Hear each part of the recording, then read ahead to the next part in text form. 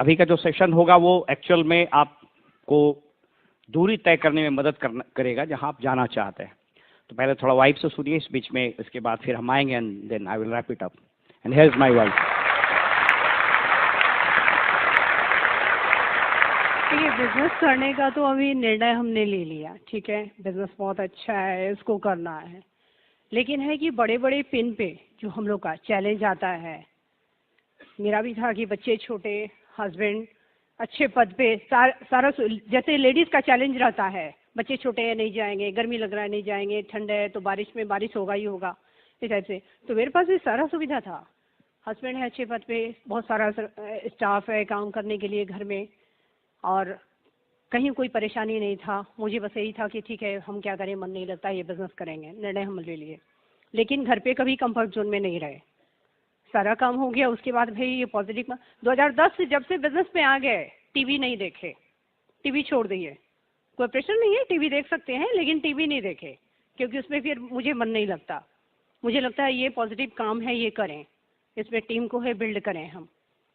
तो इसलिए कहेंगे जो भी आज नई लेडीज आई हैं या पुरानी आई हैं, आपके बच्चे छोटे होंगे, बड़े भी होंगे, चैलेंज आएगा, लेकिन उसी में आप बिजनेस की शुरुआत करिए। मॉर्निंग में सीडी सुनिए, आप सब्जी काटेंगी, चाय बनाएंगी, ठीक है, लेकिन है कि सीडी आप लगा दीजिए, कान से यूँ तो सुनना है, तो वो आपके बच्चे भी सुन लेंगे, हस्बैंड भी सुन लेंगे मॉर्निंग में, और आप भी सुन लेंगे। तो लगेगा कि ये कारण और स्पष्ट होगा कि क्यों करें हम इस बिजनेस को और कैसे कर सकते हैं। और आप 5 साल बाद है, अभी से शुरुआत करिएगा तो 5 साल बाद वो आगे का फ्यूचर आपको नजर आएगा, तो और आपका कारण मजबूत होगा। इसलिए आपको ठीक है कितना ही अपलाइन हम बताएंगे, लेकिन आपका स्वयं का है रीजन है क्लियर होगा, और लगेगा कि इस बिजनेस को बढ़ाने के लिए और हमारा क्या रोल होना चाहिए। लेडीज अगर देखिए वही कहती हैं कि भाई एक पिक्चर का टिकट मिल जाए तो वो पिक्चर जाएंगी, उस समय कोई नहीं कहेंगे कि बच्चा छोटा है, ठीक है। पार्टी रहेगा तो उसमें लेडीज बोल देंगी आज ये वाला साड़ी पहन रहे हैं, कल जाना है, तैयारी आज से हो रहा है, ये सब चीज होता है। लेकिन ये सोचिए कि छोटा छोटा त्यागना आपको जल्दी से, या फिर जो है लेडीज है जॉब करती हैं तो जाती है ना, बच्चे हस्बैंड का टिफिन भी बना के बच्चे को स्कूल भेज कर भी, जो बैंकर हैं, जो टीचर हैं, जो भी करते हैं लोग जाते हैं उसमें। लेकिन या फिर है वो 60 से 80 साल तक वो संघर्ष करें, हम लोग कहीं भी जाएंगे उस जगह पे मुझे जाना पड़ेगा तो पैसा आएगा, उसी में हम समय को चुरा कर 2 घंटा इस बिजनेस को बिल्ड करें, सीखें समझें कि कैसे हमारा ग्रोथ होगा, अच्छा होगा, और कैसे कम समय में ज्यादा रिजल्ट हम पा सकते हैं। अब भी हम आने वाले टाइम में थोड़ा सा कंफर्ट जोन छोड़ देंगे, दोपहर में नहीं सोएंगे, टीवी थोड़ा सा छोड़ दिए, ऐसा नहीं कि पूरे टाइम आपको मन है देख सकते हैं, लेकिन अपना देख लीजिए, ठीक है। तो ये छोटा छोटा काम है, रोज बहुत ज्यादा पार्टी है उसको थोड़ा बंद करके, ठीक है, बर्थडे में जाना है, शादी में जाना है, 10 बजे रात में चले गए, 9 बजे चले गए, 11 बजे, हालांकि वहाँ 8 दिन पहले हम जाकर है बैठे, उसकी बजाय हमें 1 दिन चले गए, गिफ्ट दे दिए, खा लिए, हो गया, चले आए। आपका ये बिजनेस अभी जो होगा ना, 3 साल बाद आपको क्या देगा ये इमेजिन करिए। अब ये कहेंगे कि ठीक है सिल्वर हो गए, गोल्ड हो गए, प्लेटिनम हो गए, या एमरल्ड भी हो गए, उसके बाद है कैसे हम क्या हमें करें कि पीवी का चैलेंज नहीं आए। सबसे पहले तो है कि अपने ग्रुप के लोगों से एक अच्छा रिलेशन रखना चाहिए। आप अच्छा ग्रोथ चाहते हैं, अच्छा स्ट्रक्चर चाहते हैं, क्योंकि सब चीज कर रहे हैं एक अच्छे पैसे के लिए, इज्जत, मान सम्मान, फॉरेन ट्रिप, सारा फुल पैकेज है इस बिजनेस में, और सारा ये ब्रिज सिस्टम के सपोर्ट से ये मिलता है। इतना बड़ा सहयोग होता है इस बिजनेस को करने में।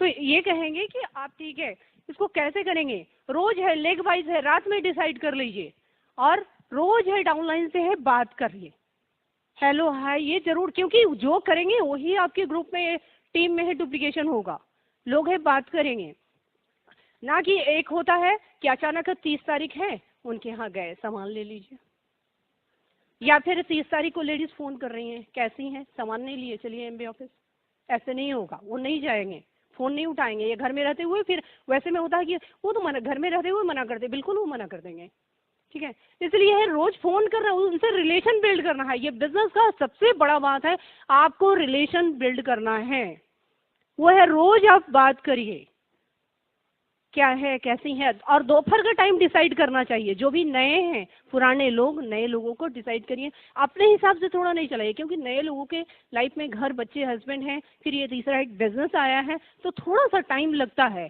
तो उनके हिसाब से चलिए, देख लीजिए कि वो कैसे आप उनके पास जाते हैं, वो फ्री रहें और आपकी बातों को ध्यान से सुने। वो दोपहर का टाइम होता है कि जबकि उनके हस्बैंड होते हैं ऑफिस में या दुकान पे और बच्चे स्कूल में रहते हैं, दोपहर का टाइम वो टीवी या सोने का काम करते हैं, उस टाइम पे जाइए, वो आपकी बातों को ध्यान से सुनेंगी। थोड़ा सा डेमो बताइए और इस बिजनेस से क्या उन्हें मिल सकता है आने वाले 5 सालों में या 3 सालों में, वो है बताइए। जब इस पे है करेंगे और उनसे उनकी कमजोरियों को जान पाएंगे, आपको इनमें कितना गट्स है वो पता चलेगा, फिर आपको डिसाइड कर पाएंगे आगे काम करने में कि आगे मुझे अगर एमरल्ड जाना है या प्लेटिनम जाना है तो इस लेडी के ऊपर हम फोकस कर सकते हैं, इसको इसके नीचे काम करके ये है इसको निकाल सकते हैं। ठीक है, तो उससे पता चलेगा, उससे है क्या, समय बर्बाद होने से भी बच जाता है। मालूम चला कि उसमें वो गट्स है ही नहीं और हम लोग है उसे पुश किए जा रहे हैं, काम किए जा रहे हैं और 2 साल बाद पता चलता है कि वो गलत आदमी को फोकस कर रहे हैं। तो ये रिलेशन बिल्ड करने से ना आपको बहुत राहत मिलेगा। रोज आप बताएंगे कैसे है यूज करना है, कैसे लोगों से बात करना है, थोड़ा सीडी सुन लिए, थोड़ा 8 लोगों के बीच बैठकर लेडीज के बीच है थोड़ा सा डेमो बता दिए, सिखा दिए, वो लोग है फिर करने लग जाएंगे। इतना सारा एक साथ में डुप्लीकेट होने लगेगा, हर तरफ हर लेग में काम होने लगेगा। और ये बात करने वाला काम रोज करना चाहिए, नीचे भी सिखाना चाहिए। जो लोग नहीं कर रहे हैं, नए हैं, वहीं बैठ जाइए, लीजिए आप अपने डाउनलाइन में है, बात करिए, लोगों से, लेडीज से बात करिए, तो बहुत आसानी से है फिर काम होने लगता है। इसलिए ये वाला तो हम लोग का लेडीज वाला काम है ना कि ये जरूर है, ये करना चाहिए। जैसे कि ना आपको मतलब आपको पीवी का चैलेंज नहीं आएगा, पीवी का चैलेंज नहीं आएगा, आपको पुश करना ही नहीं पड़ेगा कहीं से, हर जगह से रिलेशन बहुत अच्छा रहेगा और आपको हर महीने है पीवी, कहीं भी आप कोई भी पिन है तेजी से निकल सकते हैं लगातार। और जो हम ये रिलेशन बिल्ड वाला काम करेंगे, लोगों को वहां पे रिलेशन बिल्ड करेंगे, लोगों को बैठ कर बिल्ड करेंगे, नहीं मेरे से तो नहीं होगा, तो उनके कारण से कि भाई 2 साल बाद आपके साथ क्या होगा, आप इसको कर सकते हैं, इससे आपको ये सारा चीज मिलेगा, तो सारी लेडीज फिर एग्री हो जाती हैं। आराम से है बोलिए।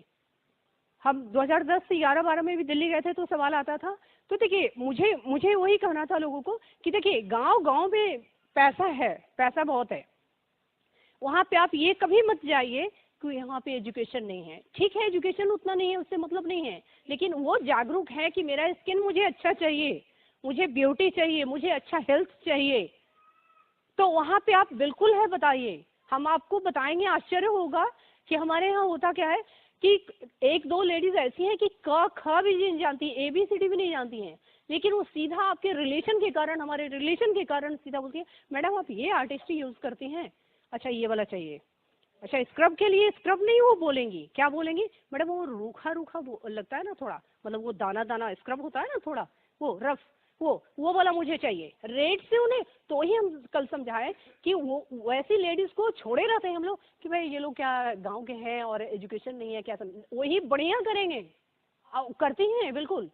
वो सीधा बोलेंगे आर्टिस्ट ही मुझे चाहिए, रेट बाद में कितना टोटल हुआ टोटल कीजिए, वो पैसा देंगे, वो रेट एक एक पे नहीं जाएंगे। और लोग तो कहेंगे भी अरे इतने का एक प्रोडक्ट है, वहाँ कुछ नहीं ऐसा, ऐसा है ना आप लगाती हैं और ये बढ़िया है, अच्छा है, मुझे ये चाहिए, टोटल है इतना, ये हाँ ये सारा चाहिए, आप जो लगाती है सारा चाहिए। तो ये रिलेशन बहुत चीज आपको देगा, रिलेशन बहुत महत्वपूर्ण है, आपका पीवी का चैलेंज तो खत्म ही कर देगा। और आप इसे ठीक है, वो भी हो सकता है कि वो हर महीने प्रोडक्ट भी ले लेंगी, हो सकता है वो बिजनेस नहीं करें, लेकिन आपके हमारे रिश्ते के कारण ना वो 50 अच्छे लोगों को आपको देकर जाएंगे, वो आपको दे देंगे। तो आप उतना उन पे मत भिड़े रहिए, बिजनेस नहीं करते, ये बिजनेस नहीं करते, ये सुनते नहीं है, छोड़िए। मतलब वो ना व्हाट्सएप से नहीं हो सकता, आप समझ नहीं सकते, फोन से ही समझने से उसका क्या चल रहा है, कैसा चल रहा है, नहीं जाने से व्हाट्सएप के माध्यम से मालूम चला उनके घर में कुछ तीसरा ही प्रोडक्ट आ रहा है। और आप तो है कि ठीक है भाई फोन ऐसे ही व्हाट्सएप पे चल रहा है आदेश, व्हाट्सएप पे नहीं, वो फोन करिए या फिर जाइए, तो आपको बहुत चीज पता चल जाएगा उनके घर में प्रोडक्ट यूज हो रहा है नहीं हो रहा है, कोई तीसरा कंपनी तो नहीं वहां पे प्रवेश कर गया कि और कुछ दे दिया, आपको पता ही नहीं चल रहा है। ठीक है, इसलिए फोन करना चाहिए, ज्यादा से ज्यादा मिलना चाहिए, बिल्कुल उन्हें पर्सनली जानना चाहिए क्या चल रहा है, कैसा चल रहा है, कहाँ क्या परेशानी है उनका है, इस महीने है क्या वो अचीव करना चाह रहे हैं, उसके लिए मोटिवेट करना चाहिए। इससे है सारा पीवी का चैलेंज खत्म होगा और सारा तो यही है, यही पीवी स्टेज भी प्राप्त होगा। और लेडीज में है ब्यूटी ब्रेक है, खूब सिखाना चाहिए, डेमो किट बनवाना चाहिए। और लेडीज कितना है जाकर अब नए लोगों में डेमो करती हैं, ब्यूटी ब्रेक करती हैं और अपना डुप्लीकेटर तैयार करती हैं। इसी से हम लोग बड़े पिन को प्राप्त कर सकते हैं। धन्यवाद।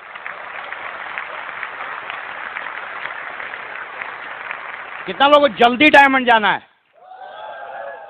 पक्का? कंफर्ट जोन से बाहर निकलना पड़ेगा। कहता है success lies just outside the circle of comfort. देखिए, एक छोटी सी स्टोरी सुनाते हैं। जिग जैगलर ने अपनी किताब में सी यू एट द टॉप, एक बुक ऑफ द मंथ में भी आया था। देखिए क्या होता है, जब आप बिजनेस दिखा रहे हैं, टीम बन रही है, या कहीं पर आप प्लान दिखा रहे हैं, आपको टफ लगने लगा, तो आपको लगने लगता है कि भाई बहुत टफ है, नहीं होगा। बहुत लोग उसी में छोड़ देते हैं, नहीं होता है, 1 महीना से 2 महीना से दिखा रहे हैं, कुछ नहीं हो रहा। देखिए ये प्रिंसिपल है लाइफ का। एक व्यक्ति था अफ्रीका में, उसका नाम था लमार, किसान था।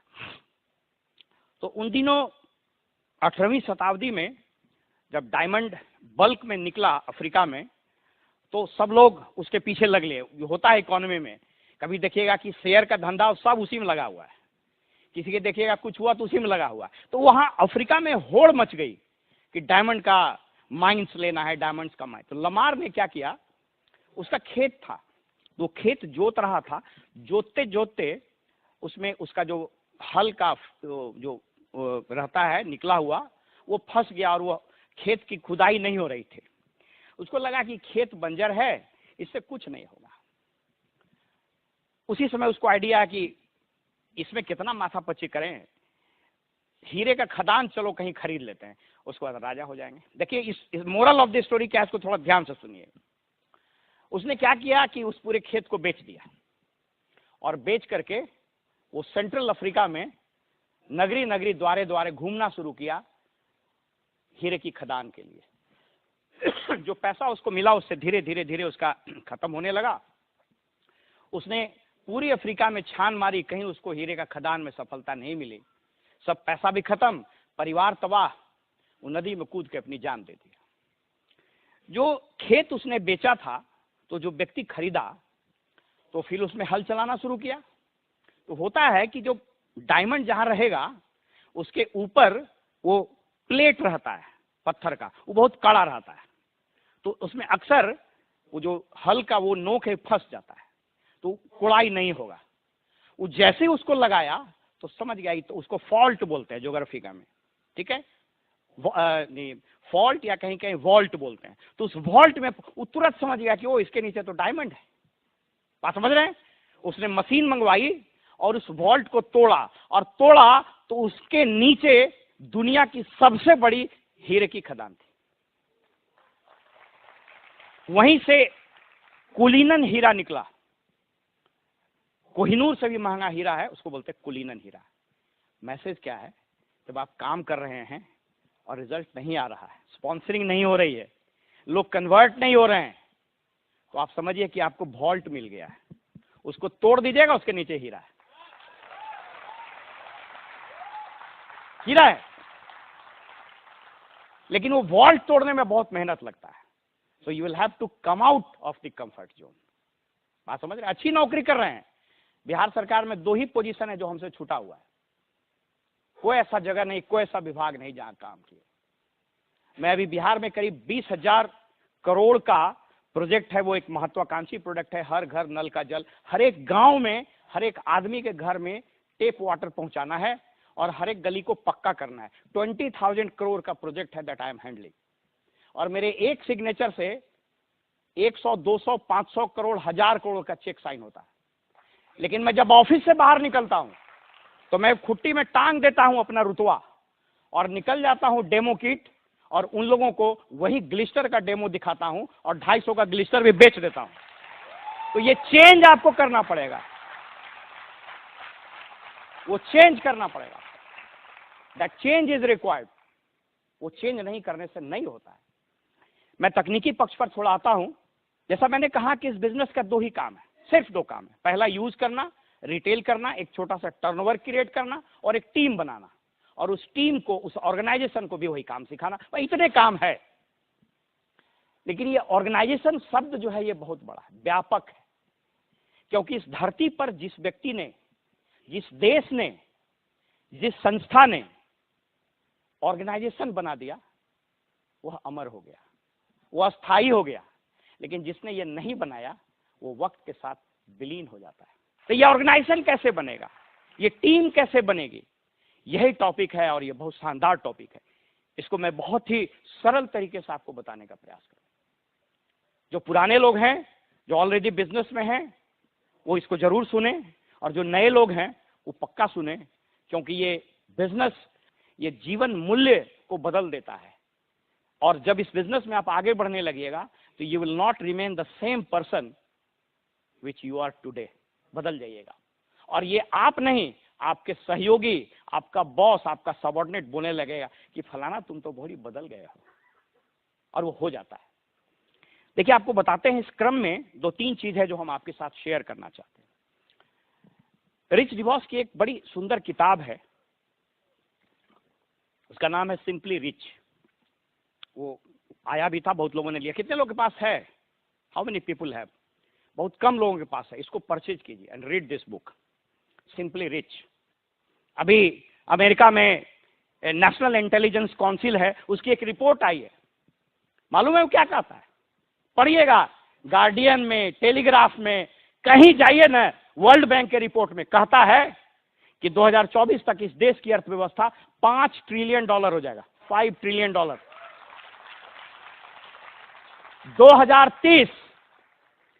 2030 हिंदुस्तान दुनिया की दूसरी सबसे बड़ी अर्थव्यवस्था होगी।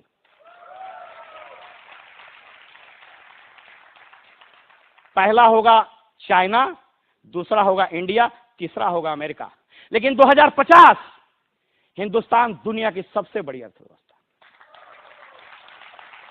तीसरे नंबर पर होगा अमेरिका, दूसरे नंबर पर होगा चाइना, और पहले नंबर पर होंगे हम। और ये हम नहीं बोल रहे हैं, ये इतिहास दोहरा रहा है। 2050 में 25% जीडीपी होगा पूरी दुनिया का। लेकिन उसमें आप कहां होंगे ये आपको तय करना होगा।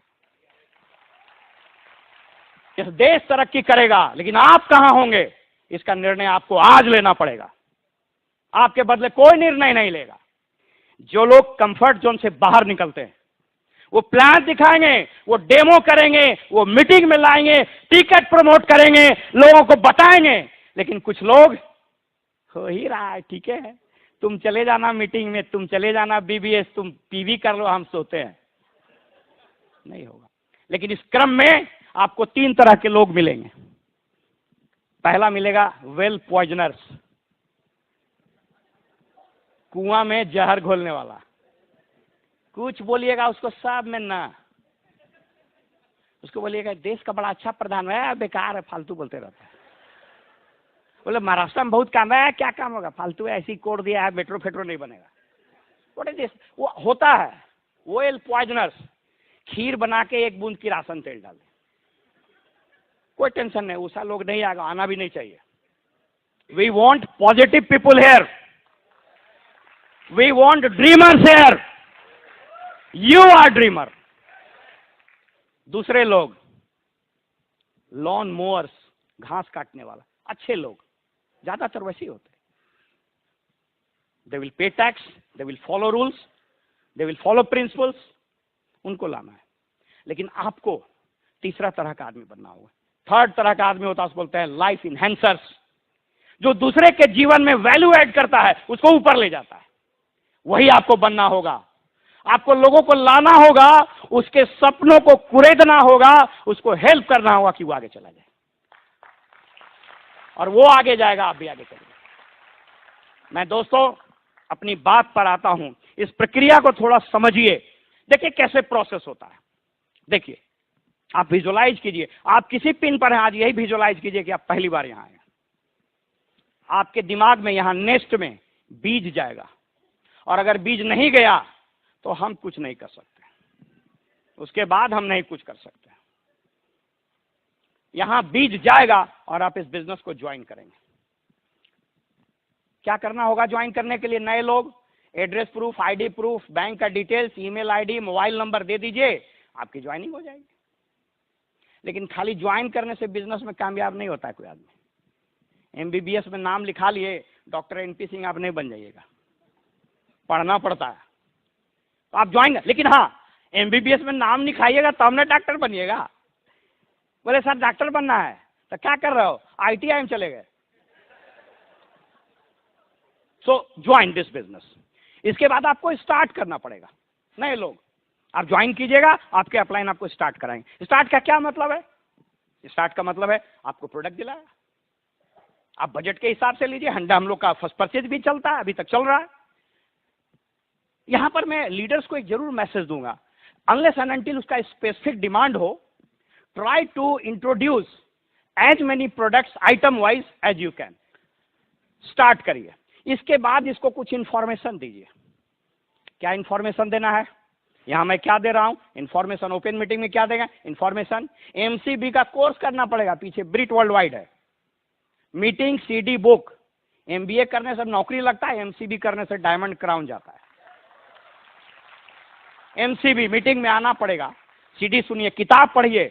मैंने शुरू में किताब पढ़ना पड़ेगा यार। अब किताब पढ़ने के लिए विजडम का जरूरत नहीं है, कंसंट्रेट होना है। किताब पढ़ने से पहले भगवान को बोलिए कि हे भगवान जो लिखा है समझ में आ जाए, बस कुछ नहीं। तो मैरिड आदमी बहुत हंस रहे हैं। अरे आप पत्नी को समझ गए, किताब समझने में कोई टेंशन है? सबसे डिफिकल्ट चीज है समझने का। 35 साल के बाद पत्नी बोली, ए जी हमको प्यार करते हैं। अरे फेरा मतलब 35 साल गुजर गया, तुमको समझते समझते आप पूछ रही है।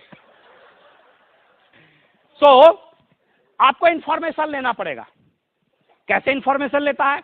देखकर, पढ़कर, सुनकर। एमसीबी लगातार लेना पड़ेगा। क्यों? लगातार इंफॉर्मेशन लेने से वो ज्ञान में परिवर्तित हो जाता है। करत करत अभ्यास ते जड़मत होत सुजान, रसरी आवत जाते सिल पर पड़त निशान।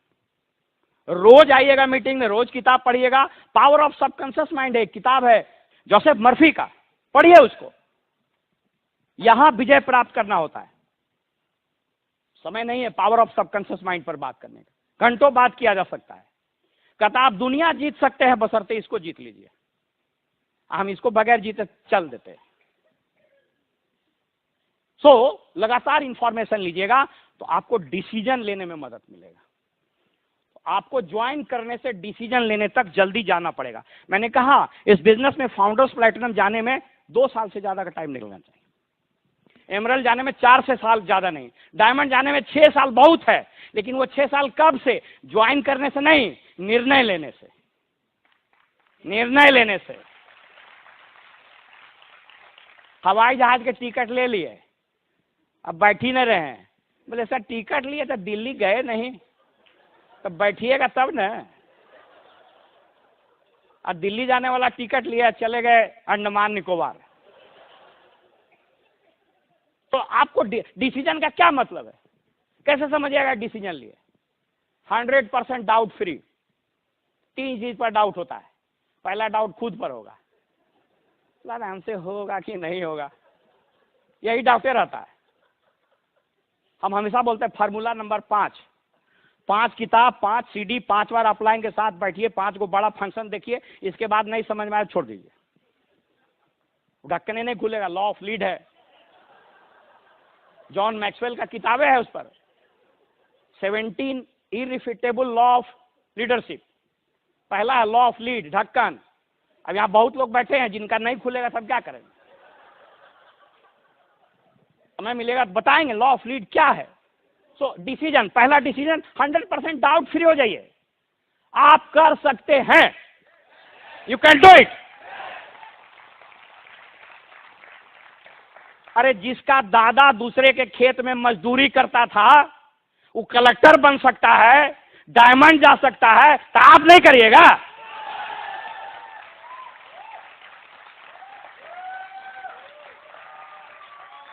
कर सकते हैं। हार्वर्ड यूनिवर्सिटी में एक रिसर्च हुआ जो कहता है कि 98% of people on the face of this earth will go to grave with 98% of music in their heart. 2% आप यूज करते हैं। 128 जीबी का ले लिए हैं और 2 जीबी यूज हो रहा है, मतलब बर्बादे है। अब आपका तो अनलिमिटेड जीबी है यहां।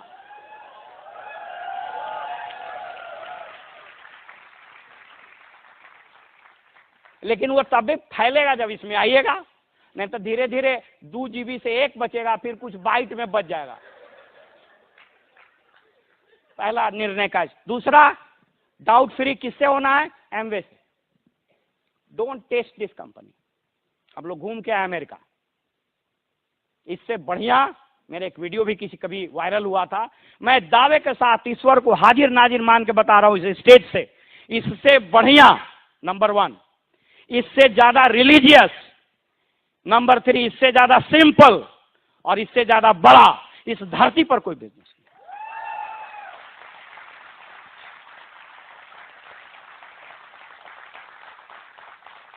इसलिए इधर उधर के फेरा में मत रहिएगा। बहुत लोग आके बोलेगा जानते हैं अभी एमवे से बढ़िया है वो निकला हुआ, उसमें जल्दी डायमंड चल जाता है।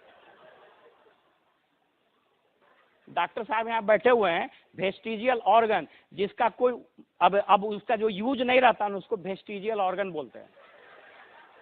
आदमी पहले बंदर था, जब आदमी हो गया तो पूछी गायब हो गया, लेकिन यहाँ पर एक छोटा सा हड्डी है, वेस्टिजियल ऑर्गन।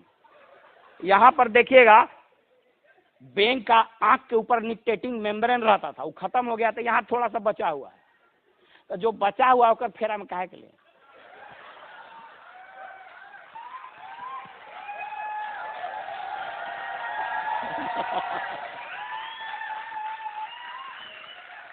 तीसरा डाउट, इसमें आने से होगा, ब्रीट वर्ल्ड वाइड से अपलाइन जो बोल रहा है हो जाएगा। हाँ, इसी से होगा। कैसे होगा?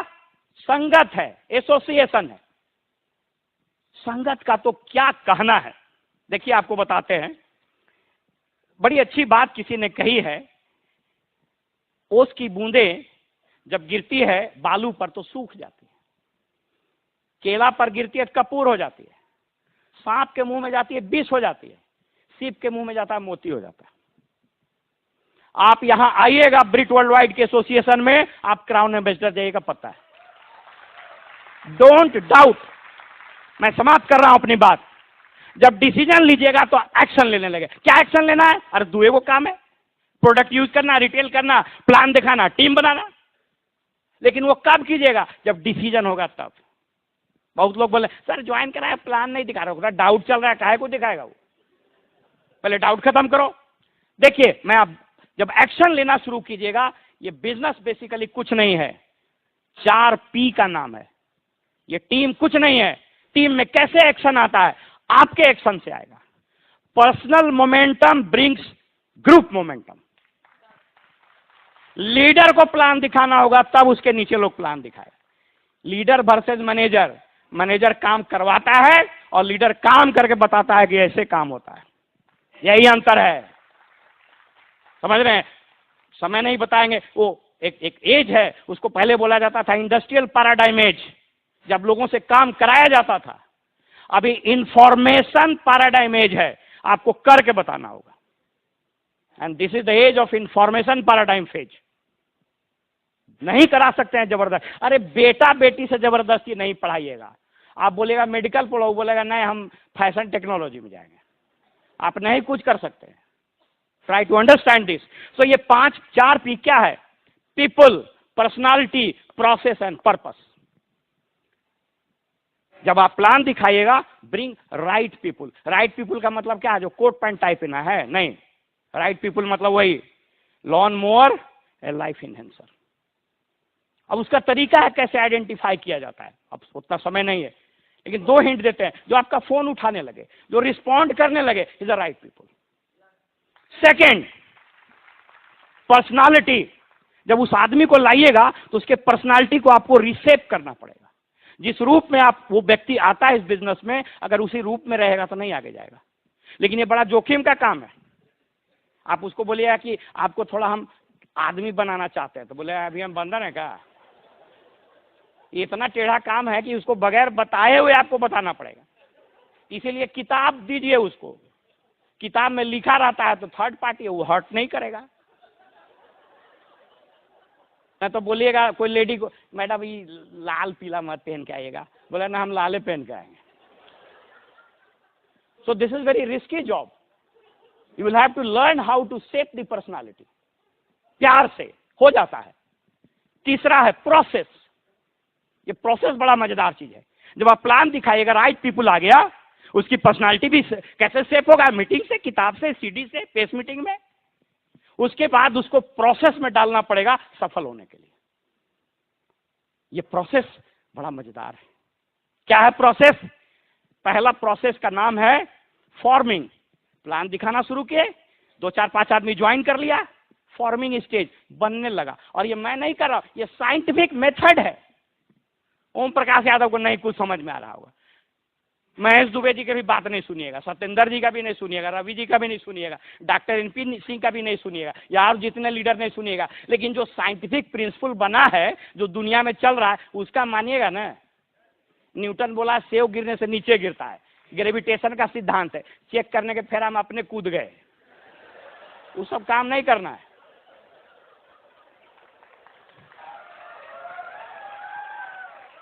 तो पहला फेज है फॉर्मिंग। फॉर्म होने लगेगा ग्रुप।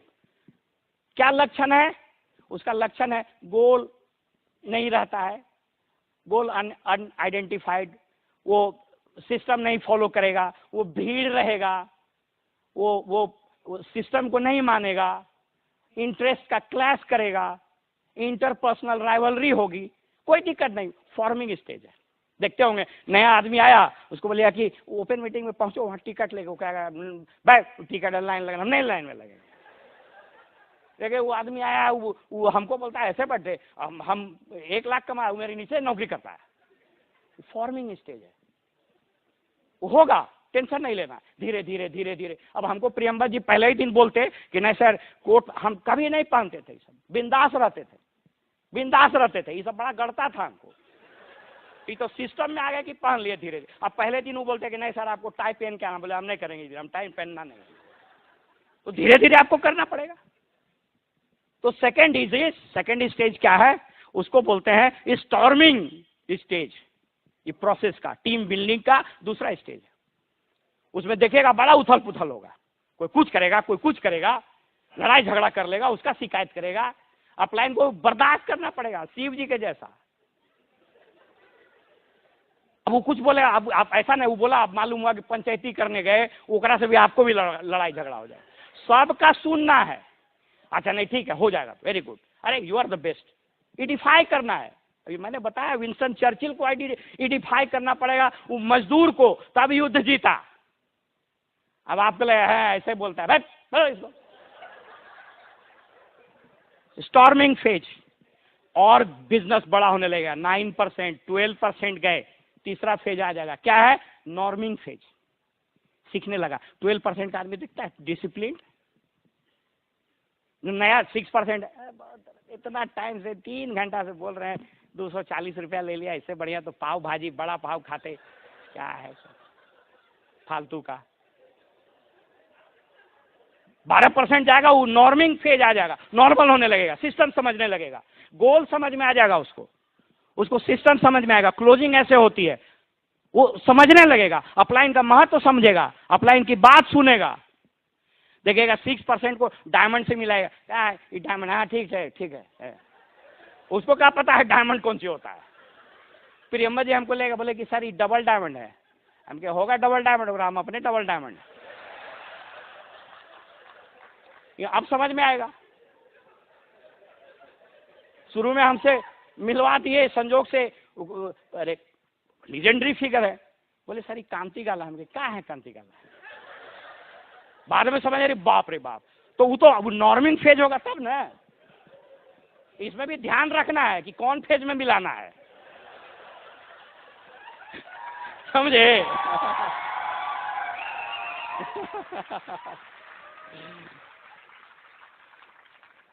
जब ये फेज हो जाएगा उस लेग का, तब आएगा चौथा स्टेज और उसको बोलते हैं परफॉर्मिंग स्टेज। तब वो प्लान दिखाना शुरू करेगा। जब वो नॉर्मल हो जाएगा तब बोलेगा, अपने बोलेगा कि सर एगो प्लान बुक किए हैं, कैसे दिखावे उसको क्या क्या चीज बताना चाहिए, एगो डॉक्टर के यहाँ जा रहे उसको क्या बताना चाहिए। इसका मतलब वो परफॉर्मिंग स्टेज में आ गया। तब उसको वो बताना शुरू कीजिए। एक ही दिन नहीं लगे घुटाने पूरा, एलवाइए पढ़ो, ई पढ़ो, ऊ पढ़ो, सब पढ़ लो, वो कुछ नहीं पड़ेगा। उतने दवाई पिलाइए, बच्चा को ज्यादा देखता है तो उल्टी कर देता है। वो परफॉर्मिंग स्टेज हो जाएगा। अब देखिए, ये जो है एक बहुत बड़े ओहायो यूनिवर्सिटी में साइकोलॉजी के एक बहुत बड़े प्रोफेसर थे, उनका नाम है ब्रूस वेन टकमैन। उन्होंने ये थ्योरी बनाई है और उनके इस थ्योरी से दुनिया के ज्यादातर कॉरपोरेशन की टीम बिल्डिंग होती है। तो हमारी भी होगी, आपकी भी होगी। ये उनकी थ्योरी है। 1965 में उन्होंने ये theory the, 4 stages of team building.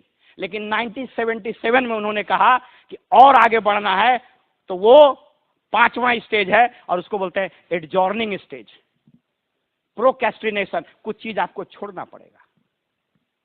हम लोग बिहार के रहने वाले हैं, वहां एगो मगही में कहावत है कि बेटवो मीट सही है, मीट किसका क्रिया खाएं। मतलब पत्नी भी बढ़िया, बेटा भी बढ़िया, किसका कसम खाए। यूलाभ वाइफ बता रही थी ना, हम 14 अखबार पढ़ते थे और 70 से 90 सब सिनेमा देखे। जब मेरी पहली पोस्टिंग हुई उसमें एसडीएम थे तो हॉल वाला के बुलाया, बोले पहला शो देखेंगे बाबू, और कभी लेट हो जाता तो बोलते उसको वापस फिर से दिखाओ।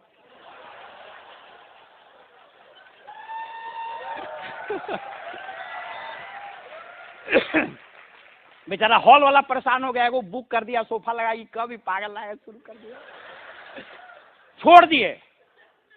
मैं मोहम्मद रफी का गाना गाता हूँ अभी भी, वार वीडियोस के लिए हमारा संगठन है और उससे जो पैसा आता है, बढ़िया गाना गाते हैं, किसी से कमजोर नहीं है, एक से एक गाना गाते हैं। सब छोड़े उसको तो उसके लिए अलग पैसा लगेगा।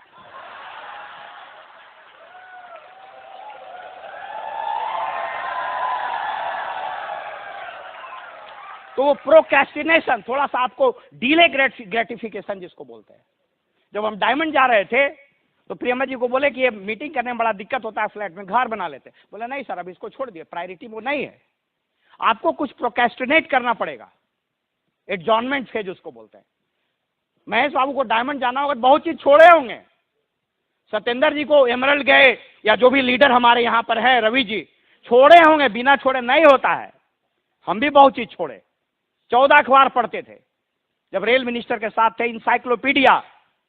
इंग्लैंड का बजट इतना, अमेरिका में डिप्रेशन आया, $700 बिलियन का बेल आउट पैकेज दिया, लीमेन ब्रदर्स ऐसे फेल कर गया, मेरी रिंच ऐसे फेल कर गया, ये सब फेल कर गया। सबका बजट पता, इंडिया का बजट पता, घर का बजट नहीं पता है।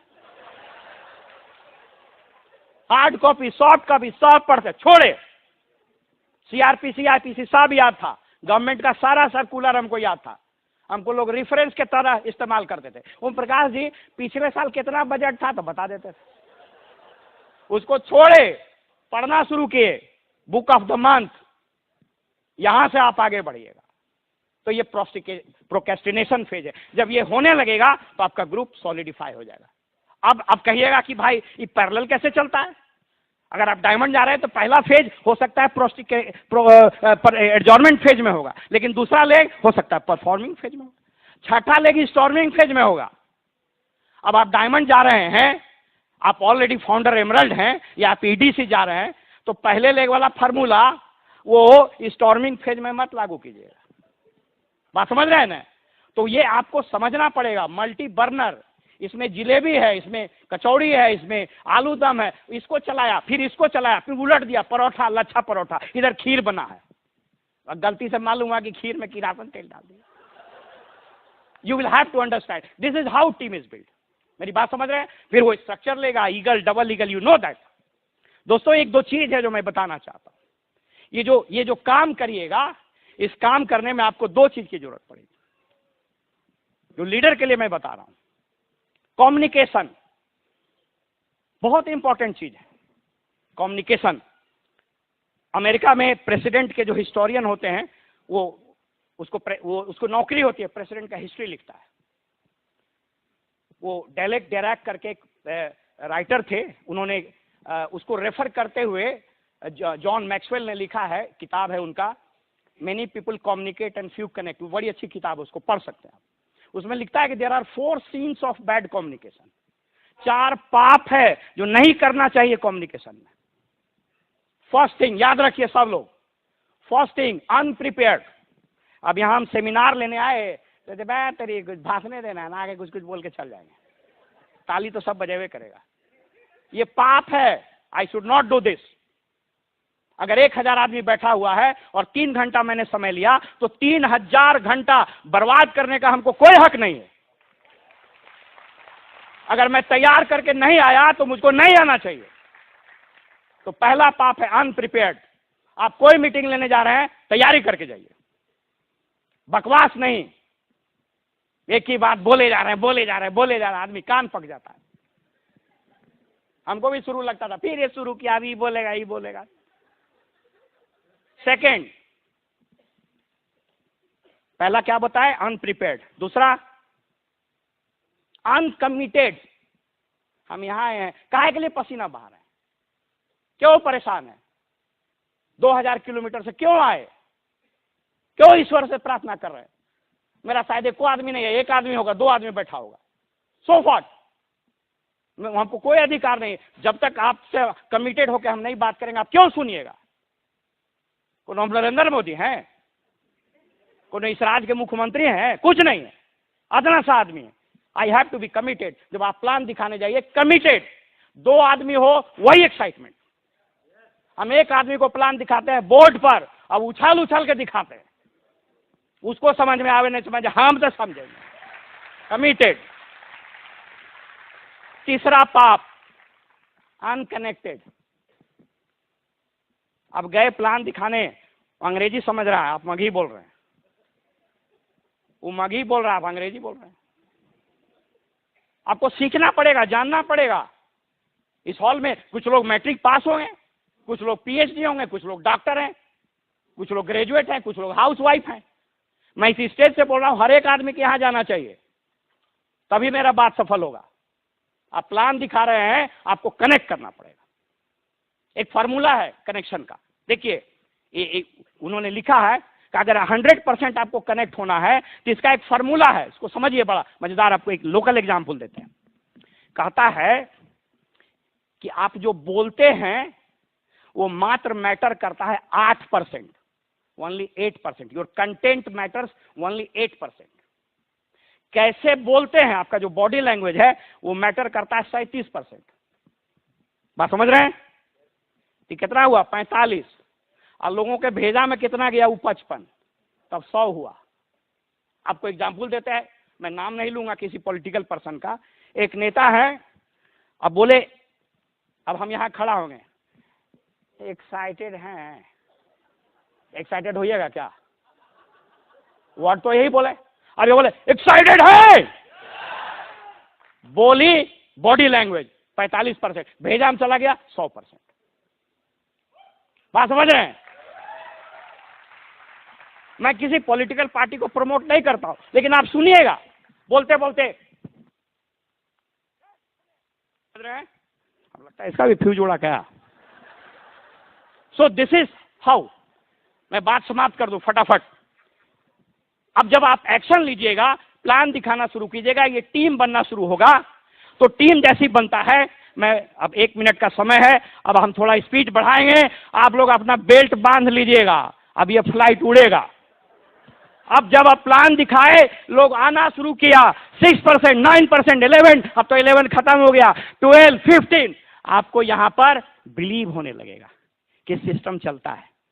देख रहे थे यहाँ 6% वाला ऐसे रहेगा, 9% वाला ऐसे रहेगा, 15% ऐसे रहेगा। प्लेटिनम एमरल्ड का तो देख ही लिए, और डायमंड हम लोग को देख ही रहे हैं। तो ये क्यों होता है, बिलीव बढ़ता है।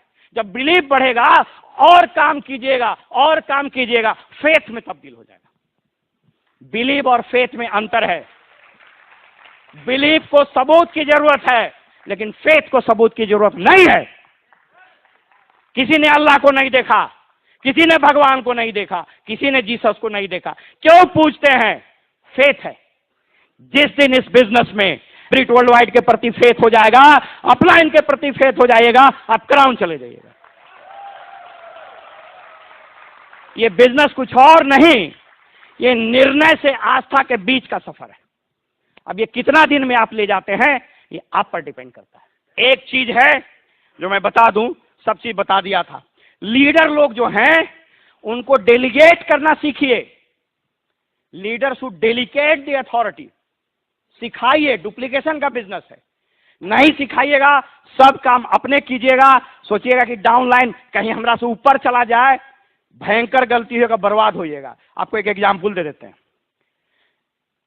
स्टैनफोर्ड यूनिवर्सिटी में एक बहुत बड़े प्रोफेसर थे साइकोलॉजी के, ठीक है, जिम्बार्डो उनका नाम था। उन्होंने एक एक्सपेरिमेंट किया। उस एक्सपेरिमेंट का नाम है स्टैनफोर्ड प्रिजन एक्सपेरिमेंट। गूगल करके देख लीजिएगा। उसमें क्या हुआ कि कुछ स्टूडेंट को कहा कि आर्टिफिशियल जेल बनाते हैं, तुम वार्डन रहना, तुम जेल इनमेट्स में कैदी रहना और तुम सुपरिटेंडेंट रहना, नकली। मालूम है, कुछ सप्ताह होते होते वो सही का जेल बन गया। जो स्टूडेंट सुपरिटेंडेंट बना था, वार्डन बना था, उस स्टूडेंट पर अत्याचार करना शुरू कर दिया, उसको मारना पीटना शुरू कर दिया। स्थिति इतनी भयानक हो गई कि उस एक्सपेरिमेंट को अचानक रोक देना पड़ा। क्या मैसेज है? अगर आपने सारी चीजों को अपने हाथ में रखा तो आप ऑटोक्रेट हो जाइएगा, ऑथोरिटेरियन हो जाइएगा, आप डिक्टेटर हो जाइएगा। और इस बिजनेस में डिक्टेटरशिप का कोई जगह नहीं, कोई जगह नहीं है। आपको अथॉरिटी को डेलीगेट करना पड़ेगा, उसको सिखाना पड़ेगा, लेकिन प्यार से, प्यार से। अगर आप चाहते हैं आप ग्रो करें तो अपने इमेज को ट्रांसफर कीजिए अपने डाउनलाइंस में। चीजें ये हो जाएगी दोस्तों, हो जाएगी। परिवर्तन करना पड़ेगा। गोल लीजिए, फास्ट जाइए। एक छोटी स्टोरी सुना के मैं बात खत्म कर दूं। परिवर्तन कितना महत्वपूर्ण। चील का नाम सुने, बाज का। बाज का उम्र होता है 40 साल। 40 साल जब हो जाता है तो उसके नाखून टेढ़ा हो जाता है, चोंच बिक टेढ़ा हो जाता है, उसके पीठ पर जो पंख रहता है वो सट जाता है। वैसी स्थिति में वो शिकार नहीं पकड़ सकता है। दो ऑप्शन है उसके पास, वैसी रहे, शिकार नहीं पकड़े, मर जाएगा। दूसरा ऑप्शन है 150 दिन की तपस्या का। क्या है वो? पहाड़ की चोटी पर जाता है, पत्थर से मार मार के चोंच तोड़ देता है, लहू लहान, खून निकला, नए चोंच निकले।